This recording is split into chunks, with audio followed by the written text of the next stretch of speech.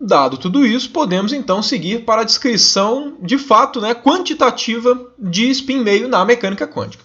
Então, né, a gente vai começar assim como eu disse que a gente começa para qualquer sistema novo que a gente quer analisar quanticamente, que é, eu falei isso na segunda aula, que é através do processo de primeira quantização.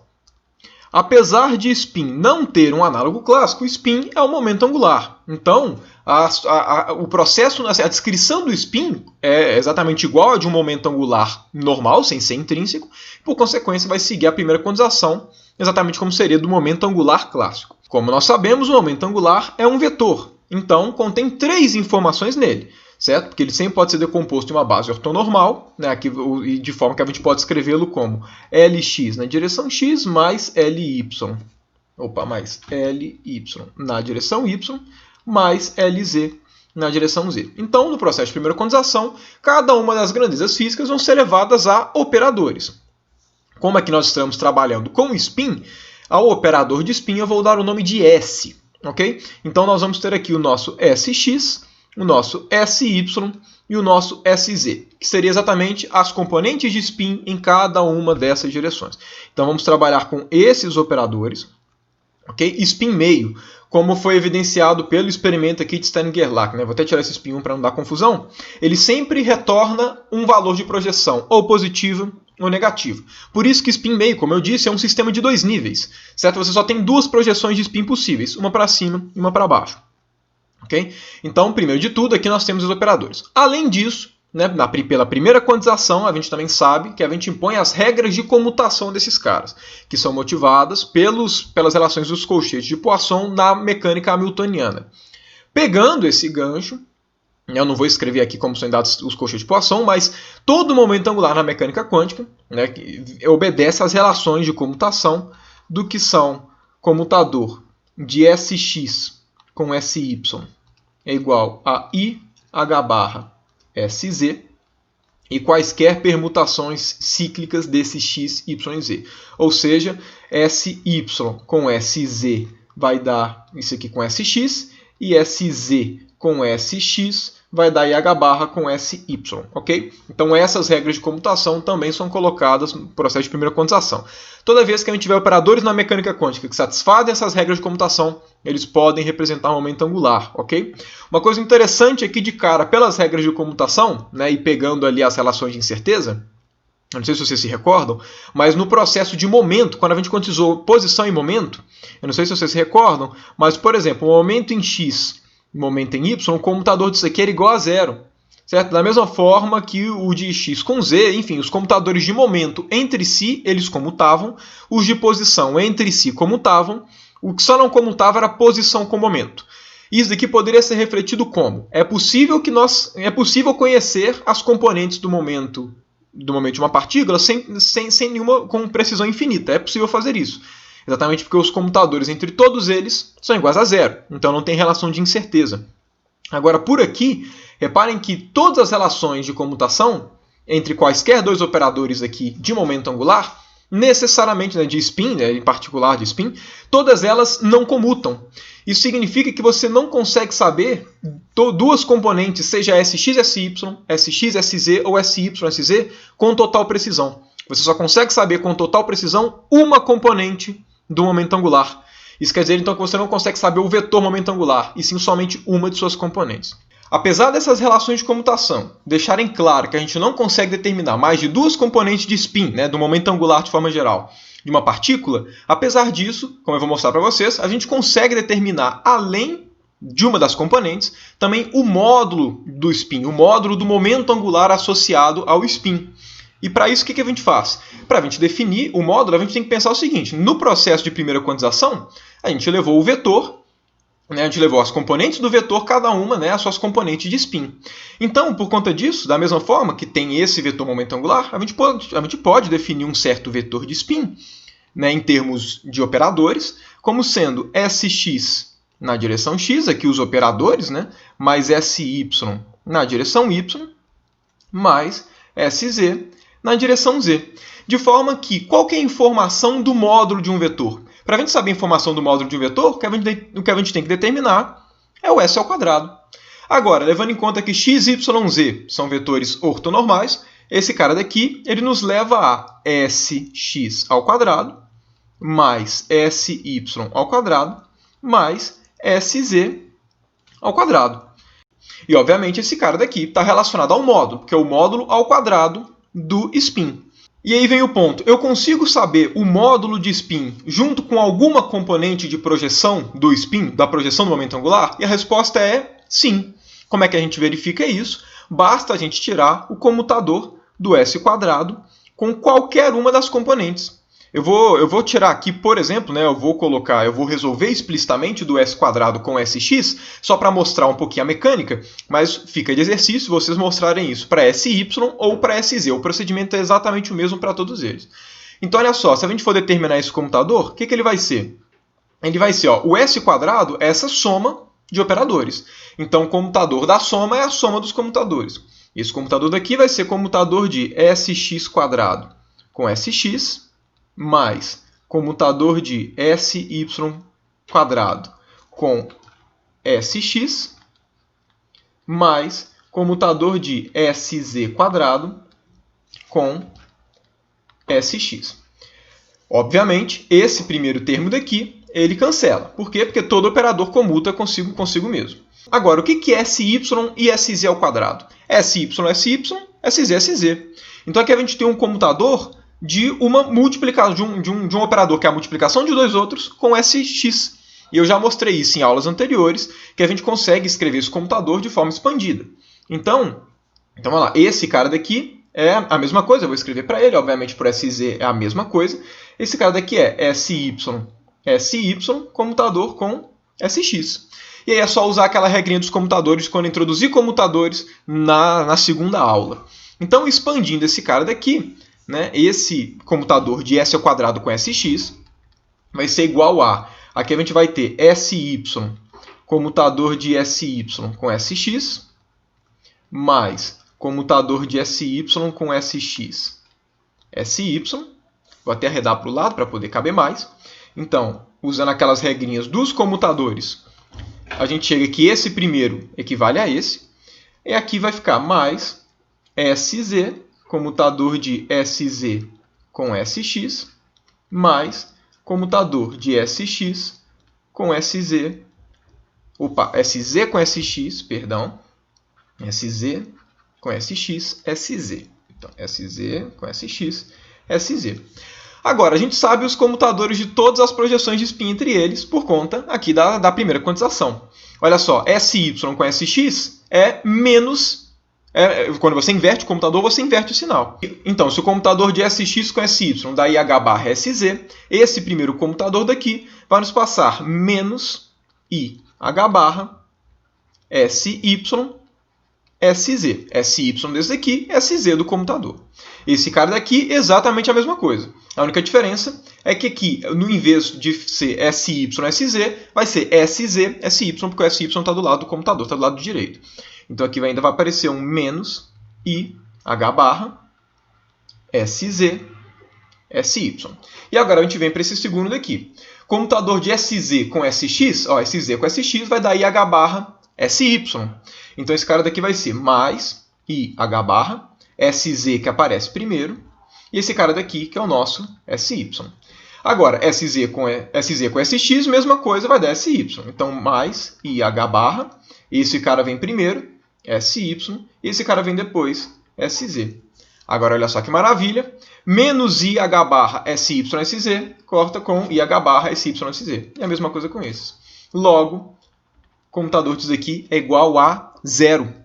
Ou seja, se o computador é igual a zero, significa que é possível você encontrar, né, você determinar os valores dessa componente de spin e do módulo com total precisão. E esse procedimento que eu fiz vale para qualquer componente, não vale só para s² com sx. Se você fizer com sy, sz, vai ser exatamente análogo. Fica de exercício você verificar essas outras regras de comutação. Então, além de você conseguir descobrir com total precisão somente uma componente do spin, você sempre consegue, independente da componente que você determinar, também saber com precisão, você consegue determinar exatamente qual que vai ser o módulo do seu vetor de spin, o módulo do seu spin, né, do seu momento angular intrínseco. Eu vou, nos próximos slides, a gente vai construir exatamente a forma desses operadores, sx, sy, sz, e eu vou deixar claro por que o S ao quadrado você consegue determinar com precisão junto com qualquer componente de spin. Aqui, obviamente, quando eu escrevo desse jeito, isso aqui vale para quaisquer operadores que satisfazem essas regras de comutação. A gente vai construir especificamente os operadores, né, para spin meio, e aí vai ficar claro, em termos dos operadores explicitamente, por que essa relação daqui acontece. Então, como isso aqui foi só uma contazinha, um exercício a mais, eu vou, enfim, o que importa para a gente é o resultado final. Eu vou apagar essa parte. Eu vou deixar esse cara daqui aqui em cima, né, só para poder mostrar, depois do processo de primeira quantização, como é que ficou o nosso vetor de spin. E aqui eu só vou acrescentar junto, né, o nosso outro comutador, que vai ser comutador de S quadrado. Eu vou colocar aqui até com S vetor, para mostrar que vale para quaisquer componentes, né, seja SX, SY, SZ. Isso aqui é igual a zero. Lembrando, essas regras de comutação daqui servem para momento angular. Então aqui independe, todas as regras aqui a princípio independem se é spin meio, se é spin 1, se é momento angular orbital, se é momento angular intrínseco, tanto faz. Porque isso tudo aqui veio da quantização do momento angular. O que vai ser a característica de spin meio vai ser a partir de agora que a gente vai construir a noção desses operadores SX, SY, SZ, especificamente com as características de spin meio. Agora, naturalmente, surge a pergunta: qual é a cara de cada um desses operadores? Porque, obviamente, eu preciso saber a cara deles para que eu possa fazer mecânica quântica. Eu preciso saber a forma deles matricial, saber qual é a base e por aí vai. Então, a primeira coisa que a gente vai começar fazendo é o seguinte. Primeiro, uma convenção. A gente sempre convenciona, quando a gente fala de spin sem especificar a direção, quando a gente só trabalha com spin, né, sem falar se na direção x, y, z, a gente sempre convenciona em tratar o spin na direção z como sendo o spin, entre aspas, principal. Não existe bem um principal, mas ele é sempre o que a gente trata inicialmente. Isso porque muito provavelmente já deve ter ouvido as expressões spin para cima e spin para baixo. A gente não escuta muito spin para um lado e spin para o outro, né? Para a direita ou para a esquerda, para frente ou para trás, é sempre spin para cima e spin para baixo. Como a gente representa o nosso sistema, né, de coordenadas dessa forma, né, para ser um sistema destrógeno, normalmente a gente sempre representa assim, com um z na vertical, a gente convenciona sempre quando a gente fala de spin, né, sem especificar a direção, é sempre o spin na direção z. Então a ideia é, com base nos experimentos, nós podemos saber, eu comentei, né, que o momento angular, as projeções são quantizadas assim como o momento angular. Então, dada essa quantização e dados os resultados do experimento, a gente pode se perguntar qual que é o valor da projeção do spin para cima ou para baixo, que seria, nesse caso, para cima ou para baixo em relação à direção z, né, que seria aqui a nossa vertical. O que você acaba percebendo é que as projeções de spin meio, elas tomam duas caras possíveis. Então, o nosso spin na direção z, que seria projeção na vertical, né, quanto é que seria? Ela seria ou mais h barra sobre 2 ou menos h barra sobre 2. Então essas são os possíveis valores de projeção do spin na vertical, em qualquer um dos eixos, certo? Obviamente a escolha do eixo cartesiano x, y, z é arbitrário, então obviamente esses caras aqui têm que ser possíveis de se medir tanto em x quanto em y quanto em z, mas eu vou trabalhar aqui na nossa convenção do z, então eu vou fazer para ele e depois construo os outros. Mas, então, ou seja, os valores medidos podem ser mais ou menos h barra sobre 2. Isso significa que, primeiro de tudo, h barra sobre 2, mais ou menos h barra sobre 2, são os autovalores do SZ. Por quê? Porque a gente sabe que os autovalores são as grandezas que podem ser medidas, ok? Claro, se esses caras são autovalores, significa que existem autovetores associados. Então, é o seguinte, para a parcela que tiver spin para cima, elas vão estar com estado de spin para cima. Como é que eu vou chamar esse estado de spin para cima? Vou chamar como um estado mais. Então, quando a partícula estiver com spin para cima, né, com a projeção para cima, eu vou chamar desse estado mais. Quando estiver com spin para baixo, eu vou chamar de menos. Tem gente também que representa com setas. A questão é que com setas demora mais para escrever, eu prefiro spin mais e spin menos.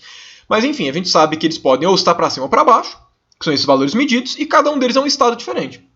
Então, por conta disso, a gente sabe falar que o SZ, a gente define, né, para a gente construir esse cara, o SZ aplicado em mais vai dar h barra sobre 2 vezes o mais, e o SZ aplicado no estado menos vai ser menos h barra sobre 2 no estado menos. Ok? Naturalmente, quando eu tenho isso daqui, eu chego na representação de forma clara, né? É só você fazer o sanduíche com mais e menos para poder construir, né, os índices matriciais. Esses caras daqui, né, eu sei que esses caras formam uma base, ok? Que vai ser a base de spin para cima e spin para baixo, na direção z, claro, de forma que eu consiga então representar o meu z como sendo matricialmente h barra sobre 2, 1, 0, 0, menos 1. Isso aqui escrito em termos da base mais, menos, nessa ordem, ok? Isso aqui vai ser a nossa convenção.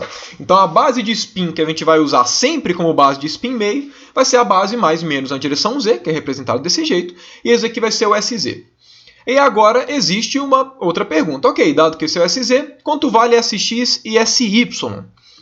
Para construir esses caras, tem um jeito muito simples, que é, dadas as relações de comutação, e essa representação daqui para o Sz, ou seja, bidimensional, né, com dimensão 2, e com essa cara daqui, esse cara, junto com as relações de comutação, nos retornam quem tem que ser Sx e Sy, ok? Então, com base nisso, a gente tem então que o nosso, então a gente já tinha que o nosso Sz, ele é o h barra sobre 2. 1, 0, 0, menos 1. Nós temos que o Sx vai ser h barra sobre 2, 0, 1, 1, 0. E o nosso Sy ele vai ser igual a h barra sobre 2, 0, menos i, 0. Caso você esteja um pouquinho mais familiarizado com algumas propriedades da álgebra linear, deve ter verificado que essas três matrizes que aparecem multiplicadas por h barra sobre 2, todas elas são as que a gente chama de matrizes de Pauli. Então esse cara daqui é o que a gente chama da matriz de Pauli sigma z, ou sigma 3 também, mas eu vou chamar de sigma z para poder ficar com a mesma cara do spin. Esse cara daqui é o nosso sigma x, e esse aqui é o nosso sigma y. As matrizes de Pauli têm diversas propriedades interessantes, né? Dentro delas nós temos que qualquer matriz de Pauli ao quadrado vai ser menos a identidade. Nós temos que os autovalores de qualquer matriz de Pauli é sempre mais ou menos 1, né? O que reflete com esse h barra sobre 2, que os autovalores de cada uma dessas componentes do spin é h barra sobre 2, o que é natural. Né? Se as projeções em uma direção é mais ou menos h barra sobre 2, em qualquer outra direção também tem que ser, porque a escolha de coordenadas é arbitrária. Então, enfim, existe toda uma álgebra que pode ser feita em termos das matrizes de Pauli, e são elas que vão descrever os nossos sistemas de spin meio. Obviamente, dá para perceber, tanto que nessa base que eu escolhi, né, nessa nossa base mais menos, evidentemente, só o Sz ele tem a forma diagonal. Os outros dois não têm a forma diagonal. E isso daqui fica explícito também, a gente deveria já saber disso por conta dos comutadores. Como nós vimos, o que o comutador mede? Né? A gente tem as relações de incerteza, obviamente que o comutador está relacionado, mas como eu disse lá nas aulas, né, no último vídeo que eu tinha feito a respeito das relações de incerteza, ainda na aula 2, o comutador ele nos diz se a base de autovetores que diagonaliza um desses operadores é a mesma que diagonaliza o outro. Evidentemente, né, se nenhum dos comutadores aqui é zero, significa que a base que diagonaliza um desses operadores não diagonaliza os outros. O que é evidente, mostrando que só um deles tem a forma diagonal, ok? Então, isso aqui é uma característica de fato, né, direta dos computadores serem não nulos. Naturalmente, né, essa base daqui está sempre atrelada ao Sz. Obviamente, eu poderia também, esse cara daqui, os autovetores dele também formam uma base. Os autovetores desse aqui também formam uma base, porque todos eles são observáveis. São matrizes autoadjuntas e a gente sabe, né, da aula 1, né, sobre a respeito de fundamentos matemáticos, que operadores autoadjuntos, os autovetores formam uma base que expande o nosso espaço. Okay? Então a ideia é, eu posso escrever tanto os meus estados nas bases de Sy, Sx ou Sz. Na base de Sz a gente dá esse nome daqui, igual eu já falei. Nas outras bases, tanto de Sx quanto de Sy, então isso aqui são as bases de Sz. As bases de Sx e Sy, a gente dá um nome semelhante a eles, né? A gente continua chamando de mais e menos, só que agora a gente deixa claro que é da base x. Então a gente coloca um xzinho para cá. Mesma coisa para o y, o nome que a gente dá. Então, esses autovetores eles são definidos da mesma forma que foram os da base Sx. Né? Sy aplicado no mais y vai dar h barra sobre 2 vezes o y e por aí vai. Agora que a gente tem explicitamente as representações de Sz, Sx e Sy, no caso para spin meio, vamos verificar aquela relaçãozinha, né, que eu tinha mostrado para vocês, de que S ao quadrado com qualquer uma das projeções de spin, isso aqui vai ser sempre zero. Ou seja, você sempre consegue saber com total precisão o valor, o módulo do seu spin, né, do seu momento angular intrínseco, em conjunto com qualquer outra projeção de spin. Vamos lá, se a gente for calcular, o que a gente tinha visto era que o nosso S ao quadrado ele era definido como sx quadrado mais sy quadrado mais sz quadrado. Agora que a gente tem as representações explicitamente, a gente pode simplesmente chegar e escrever exatamente quem são sx quadrado, sy quadrado e sz quadrado. Agora olha só, como sx, sy e sz são todos escritos em termos das matrizes de Pauli, a gente pode escrever essa soma como? Todo mundo tem h barra sobre 2, todo mundo está ao quadrado, então aqui vai aparecer um h barra ao quadrado sobre 4. E aqui vai aparecer matriz de Pauli sigma x quadrado, sigma y quadrado, sigma z quadrado. Agora, olha só que interessante, qual foi a propriedade que a gente descreveu agora há pouco. Qualquer uma das três matrizes de Pauli ao quadrado dá identidade. Então, esse cara daqui vai nos passar 3 vezes a identidade. Ou seja, o nosso S ao quadrado, o nosso operador de módulo ao quadrado do spin, ele é 3h barra ao quadrado sobre 4 vezes a identidade. Ou, em forma matricial, para deixar mais claro, aqui a gente chega aqui, S ao quadrado é igual a 3h barra ao quadrado sobre 4, 1, 0, 0, 1. Daqui a gente já chega de cara, né, na nossa conclusão de por que a gente consegue sempre saber o nosso S ao quadrado, o nosso módulo de spin, em conjunto com qualquer projeção de spin. Por quê? Porque o SY ao quadrado, né, o módulo ao quadrado do nosso vetor de spin, ele é escrito em termos da identidade. Como já tinha dito para vocês, uma matriz, sempre que a gente escreve uma matriz em coordenadas, a gente sempre tem que especificar uma base. Então, todas essas daqui, SZ, SX e SY, elas estão escritas em termos da base mais menos. Se eu escrevo essas matrizes em termos de outras bases, a representação dessa matriz vai ser diferente, porque os elementos da matriz dependem da base que você escolhe. Agora, uma regrinha de álgebra linear, muito provavelmente você deve se lembrar dela, é que a única matriz, né, o único operador que as componentes são iguais em qualquer base é a matriz identidade. Ou seja, apesar da gente ainda não ter determinado quanto que vale os autoestados, mais e menos, tanto na direção x quanto na direção y, em termos desse daqui, você pode fazer a mudança de base que você quiser. Se você muda de uma base ortonormal para outra base ortonormal, a identidade sempre continua sendo a identidade. Porque a identidade aplicada a qualquer estado tem que continuar sendo o próprio estado. Então ela sempre tem que ter essa forma. Então isso aqui evidencia o quê? Independente da projeção de spin que você está medindo, independente do estado do seu sistema, independente dele, sempre que você fizer, se for um sistema de spin meio, claro, sempre que você fizer SY ao quadrado vezes um psi, independente do psi, reparem, aqui é a identidade. Isso aqui vai ser igual ao quê? Isso aqui vai ser h barra 3h barra ao quadrado sobre 4 vezes a identidade aplicada em psi. Agora, o que é a identidade aplicada em psi? É psi. Então, isso aqui vai dar exatamente 3h barra ao quadrado vezes 4, né, dividido por 4, psi. Então, qualquer estado de spin, seja ele na direção x, y ou z, ou qualquer direção arbitrária que você escolher, sempre é um autoestado do S ao quadrado. Por isso que você consegue saber qualquer componente de spin em conjunto com S quadrado, porque você sempre tem essa informação. Todo estado tem sempre o mesmo módulo de spin. Ou seja, o momento angular intrínseco, ele não modifica. Se a partícula tem spin meio, o valor dele, o módulo ao quadrado do valor do momento angular total, é 3h barra ao quadrado sobre 4.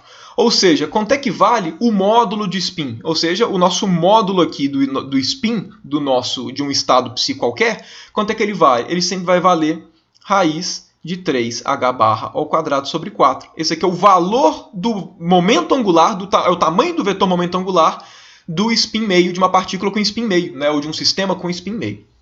Então, aqui só para deixar claro, né, exatamente essa construção, que tem exatamente a forma da identidade. Para otimizar o espaço, eu vou só reescrever essas relações aqui num canto, né, para que a gente tenha elas aqui. Obviamente, o procedimento todo, essa conta aqui que eu fiz foi mais simbólica, claro, né, ela é mais representativa, mas o que a gente precisa saber é sempre, né, a informação que a gente tem importante, é que o nosso S ao quadrado, ele é 3h barra ao quadrado sobre 4 vezes a identidade, e que, claro, S ao quadrado aplicado a qualquer estado, seja ele a base que for, sempre vai dar 3h barra ao quadrado sobre 4 vezes o nosso estado. Isso aqui poderia até gerar a pergunta do tipo, para que a gente definiu esse vetor se qualquer estado tem sempre o mesmo autovalor? Ele é basicamente uma identidade. Qual que é a vantagem de se definir o S²? Nesse contexto de spin meio, realmente esse S², a gente não precisa dele. Tanto que se vocês forem ver referências, né, na parte de spin meio, raramente comentam do S². Voltam a falar do S² nos capítulos de momento angular. Porque como a gente vai ver, né, lá no capítulo 5, que a gente vai ver momento angular de forma mais geral, o momento angular de um sistema quântico ele pode variar. Né, quando a gente tem um momento angular, por exemplo, orbital. Então, para sistemas que podem variar, é interessante a gente também saber o módulo do nosso momento angular. A gente vai ver isso com calma no capítulo 5. No caso de spin, que é o momento angular intrínseco, ele não modifica, pode parecer ser redundante. Mas isso aqui é importante, inclusive, se você continuar nos estudos da quântica, a gente não vai continuar, pelo menos nesse primeiro curso eu não pretendo falar, pode ser que eu faça vídeos futuros com uma continuação do curso, mas quando a gente vai falar de momento angular total, soma de momento angular, aí sim o S² passa a ter um papel. Mas aqui só definindo, porque no contexto de momento angular, esse aqui é um operador importante. Então, enfim, é interessante a gente definir esse cara, porque pelo menos a gente consegue saber que, apesar da gente só conseguir descobrir componentes do nosso momento angular, a gente também sabe o tamanho dele. E só mais uma última coisa, para a gente fechar essa discussão, né, do módulo ao quadrado do spin, tem uma relação óbvia para todo mundo, suponho, né, que vem até, se a gente for pensar em mecânica ou álgebra linear simples, que se você sabe o módulo de um vetor e duas componentes dele, obviamente a terceira já está automaticamente determinada. Então, se a gente consegue saber o módulo do spin e consegue saber somente uma componente, isso é consistente. Não seria consistente se a gente conseguisse saber o módulo e mais duas componentes de spin. Porque se a gente sabe duas componentes de spin e o módulo, a gente já sabe a terceira. Então, você diz que é só mais uma relação de consistência. Então, toda informação que a gente consegue ter com total precisão em qualquer instante do tempo, é sempre módulo do vetor de spin e alguma projeção dele.